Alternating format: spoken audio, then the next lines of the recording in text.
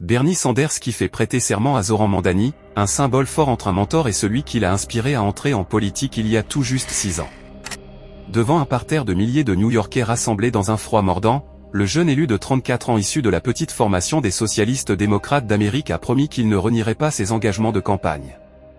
Service universel de garde d'enfants, gel des loyers, bus rapide et gratuit, à partir d'aujourd'hui, nous gouvernerons avec ampleur et audace, a-t-il lancé. J'ai été élu en tant que socialiste démocrate, je gouvernerai comme un socialiste démocrate, a encore promis Zoran Mandani.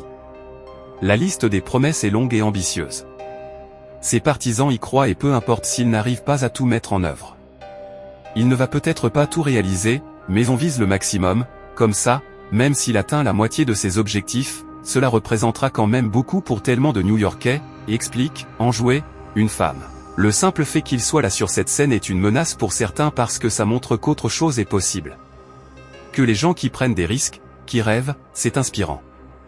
Et ça, c'est déjà très beau, bien avant tout changement qu'il va apporter, rajoute un autre. Il n'a mentionné qu'une seule fois le nom de Donald Trump pour dire qu'il entendait répondre aux attentes des électeurs ayant voté pour le républicain à la présidentielle, souvent motivés par la hausse du coût de la vie, potentiel signe que la trêve entre les deux hommes se poursuit depuis leur rencontre à la Maison-Blanche fin novembre au cours de laquelle ils avaient fait assaut d'amabilité l'un envers l'autre, contrastant avec une campagne très tendue. Après une première prestation de serment faite mercredi soir 31 décembre devant Letitia James, la procureure démocrate de l'État de New York et ennemie déclarée de Donald Trump, c'est devant le champion de la gauche américaine Bernie Sanders que le nouveau maire a été investi dans l'après-midi du 1er janvier.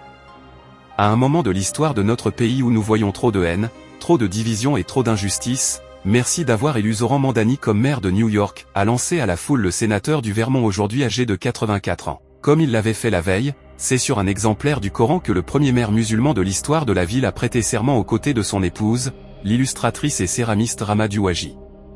Autre star des progressistes américains, l'élu de New York au Congrès Alexandria Ocasio-Cortez est monté sur scène au son des premières notes du tube « New Viol » de Bad Bunny qui rend hommage à New York et à la culture portoricaine.